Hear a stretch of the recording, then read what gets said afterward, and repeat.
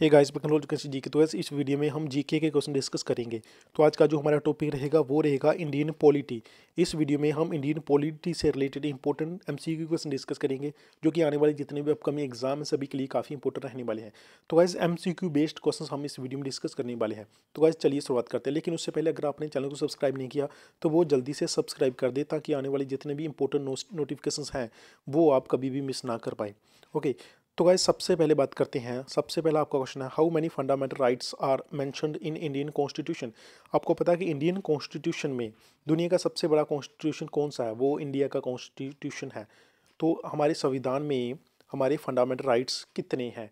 तो इस पर अलग से भी एक वीडियो बना चुका हूँ मैं। अगर आपने वो वीडियो देखी होगी तो आप इसका आंसर बड़ी आसानी से दे दोगे। तो इसका जो सही आंसर है वो है ऑप्शन बी, 6। 6 फंडामेंटल राइट्स हैं इंडियन कॉन्स्टिट्यूशन में। पहले 7 हुआ करते थे, लेकिन राइट ऑफ प्रॉपर्टी जे निकाल दिया गया और 6 राइट्स हैं इस समय। Next one is which of the following articles can not be suspended even during emergency. आपको पता है कि एमरजेंसी जब लगती है तो जितने भी हमारे राइट्स होते हैं, जितने भी आर्टिकल होते हैं वो ख़त्म हो जाते हैं। हमारी जितने भी अधिकार होते हैं वो सारे ख़त्म हो जाते हैं। लेकिन कौन से आर्टिकल हैं जो एमरजेंसी के दौरान भी ख़त्म नहीं होते? तो आपको सही आंसर बताना है, तो उसका जो सही आंसर है वो है आर्टिकल 20 एंड 21। ये हमारी प्राइवेसी से रिलेटेड है, हमारी प्राइवेसी से रिलेटेड है एंड हमारा जीवन का अधिकार से रिलेटेड है।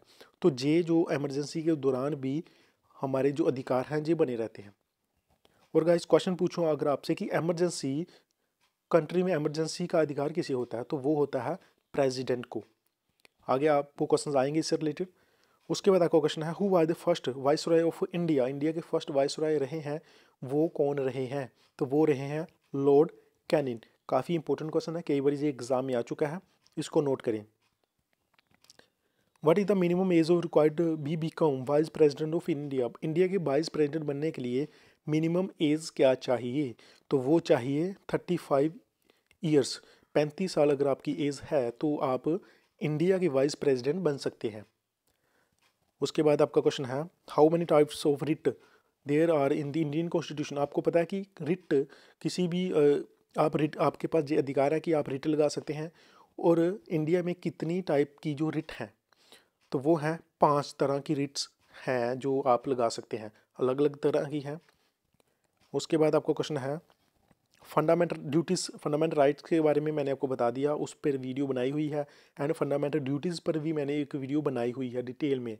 तो guys how many fundamental duties are mention in Indian constitution. हमारे भारत के संविधान में कितनी फंडामेंटल ड्यूटीज़ हैं? तो वो कितनी है? वो है 11 तरह की फंडामेंटल ड्यूटीज़ हैं। पूरी डिटेल जानने के लिए वो वीडियो देख सकते हैं आप। उसके बाद आपका क्वेश्चन है, part 4 of constitution deals with which of the following. Part 4 में क्या है? तो इसमें है directive principles of state policy. काफ़ी इंपॉर्टेंट क्वेश्चन है, ये एग्जाम में आपको आ सकता है। उसके बाद आपका क्वेश्चन है, प्रेसिडेंट के जो इलेक्शन होते हैं इंडिया में, आपको पता है कि प्रेसिडेंट के जब इलेक्शन होते हैं तो हम डायरेक्टली जो वोट है वो हम नहीं कास्ट करते। यानी कि जैसे प्रधानमंत्री की वोट होती है, इलेक्शन होते हैं, जब एमपी के इलेक्शन होते हैं तो हम पार्टिसिपेट करते हैं। लेकिन प्रेसिडेंट की जो होती है इलेक्शन, उसमें हम पार्टिसिपेट नहीं करते। तो ये जो मेथड लिया गया, ये किस कंट्री से लिया गया? तो ये जो मेथड लिया गया था वो लिया गया था आयरलैंड से। आयरलैंड से हमने ये कॉपी किया था। तो काफ़ी इंपॉर्टेंट क्वेश्चन है। उसके बाद आपको क्वेश्चन है, who administrators of the oath. जब प्रेसिडेंट ऑफ इंडिया को कसम जो कसम रस्म होती है, जो सौंप चुकाने की जो रस्म होती है, वो इनमें से किसके द्वारा निभाई जाती है? तो नीचे आपके ऑप्शन है, गवर्नर ऑफ इंडिया, उसके बाद chief justice of India, prime minister of India, vice president of India. तो right answer is chief justice of India. ठीक है, नेक्स्ट क्वेश्चन है आपका, which of the following are the constitutions of Indian parliament. तो सही answer है इसका option D. Option D is the right answer. यानी कि the president, the council of states, the house of people, Lok Sabha, तीनों ये हैं सही। तो आपका सही आंसर है option D is the right answer. Who among the following the executive head of state India. Indian states के जो एग्जीक्यूटिव हेड है वो कौन होता है? तो गैस वो होता है प्रेसिडेंट। President of India. और आपको बता चुका हूँ प्रेसिडेंट ऑफ इंडिया की ये जो इलेक्शन होते हैं इनके जो, तो वो कहाँ से अक्वायर किए हमने, वो किए हमने आयरलैंड से। और आपको ये क्वेश्चन है कि फिलहाल इस समय हमारे इंडिया के जो प्रेसिडेंट हैं वो कौन से रैंक वाले प्रेसिडेंट हैं, यानी कि 12वें है, 13वें, 14वें है, कौन से है, एंड उनका आपको नाम बताना है। तो जल्दी से कमेंट करके बताएं उनका नाम एंड कौन से वो प्रेसिडेंट हैं हमारे इंडिया के।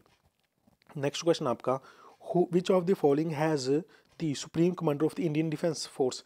इंडियन डिफेंस फोर्स के सुप्रीम कमांडर इंडिया में कौन होते हैं?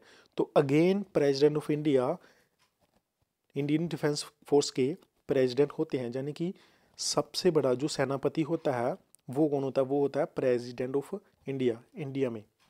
उसके बाद आपका क्वेश्चन है, हु अपॉइंट्स गवर्नर। स्टेट में आपको पता है कि जैसे नेशनल सेंटर में प्रेसिडेंट होता है, उसी तरीके से स्टेट में गवर्नर होता है। और गवर्नर की जो अपॉइंटमेंट होती है वो किसके द्वारा की जाती है? इलेक्शन तो होते नहीं है गवर्नर के, तो गवर्नर की जो अपॉइंटमेंट होती है वो प्रेसिडेंट ऑफ इंडिया के द्वारा ही की जाती है। उसके एक्सपीरियंस देखे जाते हैं, उसकी बैकग्राउंड देखी जाती है, उसके बाद ये सारी बातें देख के बाद ही गवर्नर को नियुक्त किया जाता है प्रेसिडेंट के द्वारा। उसके बाद आपको क्वेश्चन है, who among the following is not member of any of the two house of our country. तो not member of the any of two houses of our country, यानी कि लोकसभा एंड राज्यसभा का मेंबर नहीं होता इनमें से कौन? तो वो है प्रेसिडेंट। लोकसभा का मेंबर भी नहीं होता एंड राज्यसभा का मेंबर भी नहीं होता। जब किसी को राष्ट्रपति बनना होता है तो उन्हें अगर वो लोकसभा अध्यक्ष हों या फिर लोकसभा के मेंबर हों तो उन्हें वहाँ से इस्तीफा देना पड़ता है। उसके बाद आपका question, fundamental duties are mention in which of the following part of the constitution. Fundamental duties के बारे में पूछा गया, कितनी फंडामेंटल ड्यूटीज़ है हमारी? वो है 11। ठीक है, 11 फंडामेंटल ड्यूटीज़ हैं, वो मैंने आपको पहले बता चुका हूँ। तो कौन से आर्टिकल में है या फिर कौन से पार्ट में है? तो ये है पार्ट 4A। पार्ट 4A में मेंशन है। और ए का मीनिंग मैंने आपको बताया था, ए का मीनिंग है अमेंडमेंट।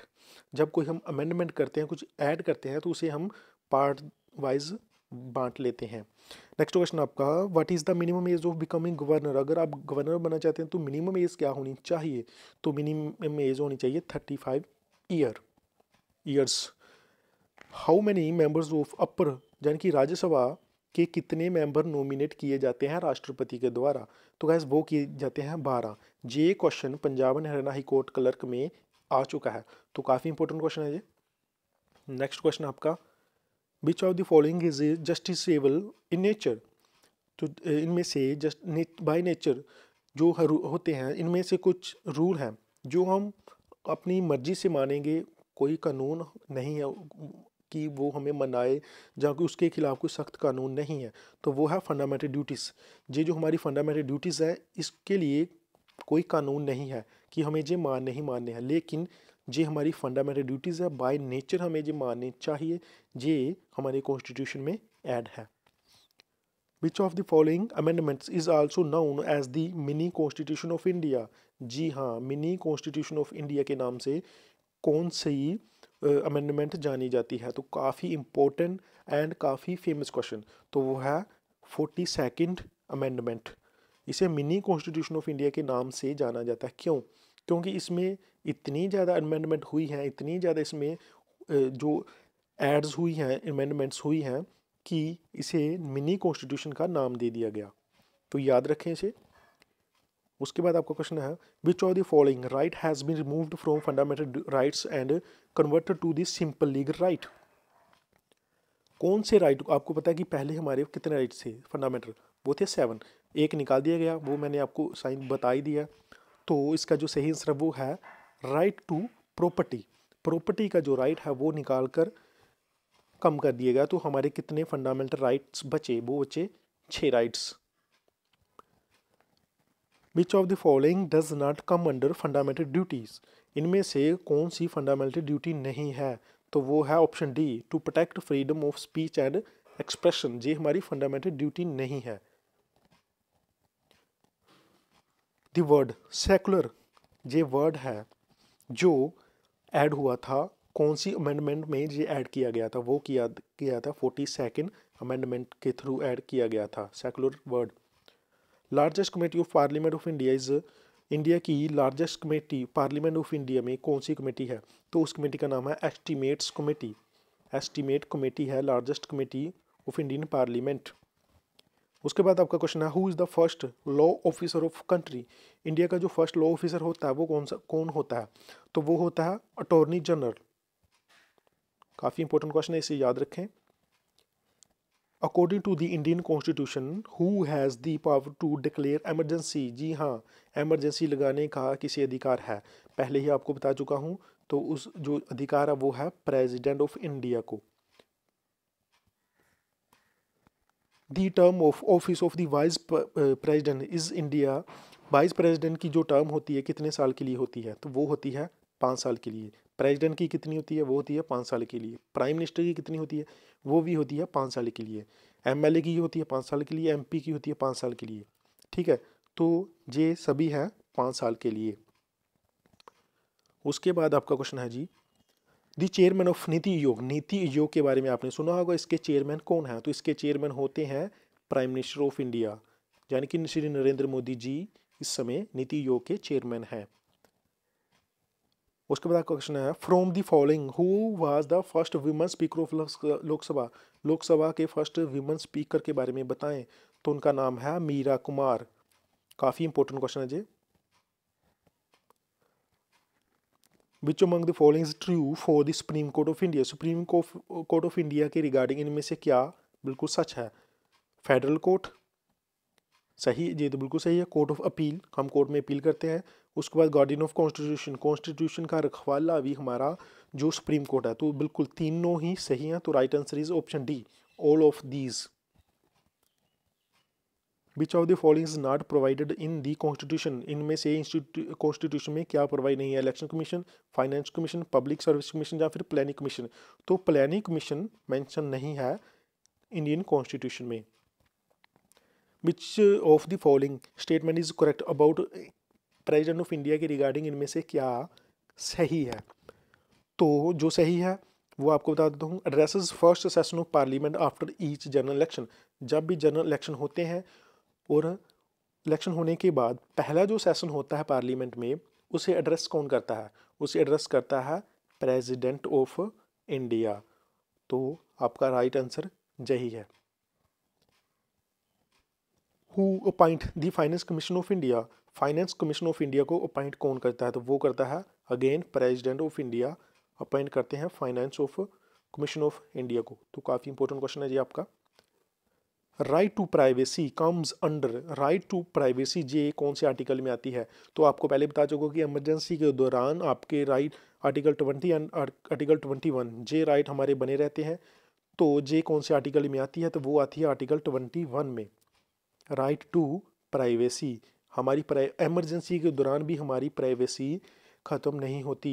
तो ये हमारे कॉन्स्टिट्यूशन की बहुत ही अच्छी बात है। उसके बाद आपका क्वेश्चन है, Jammu and Kashmir state legislative assembly का जो टेन्योर होता है वो कितने साल का होता है। मोस्टली 5 साल का होता है लगभग जितनी भी स्टेट्स हैं, लेकिन जम्मू एंड कश्मीर में होता है 6 साल का।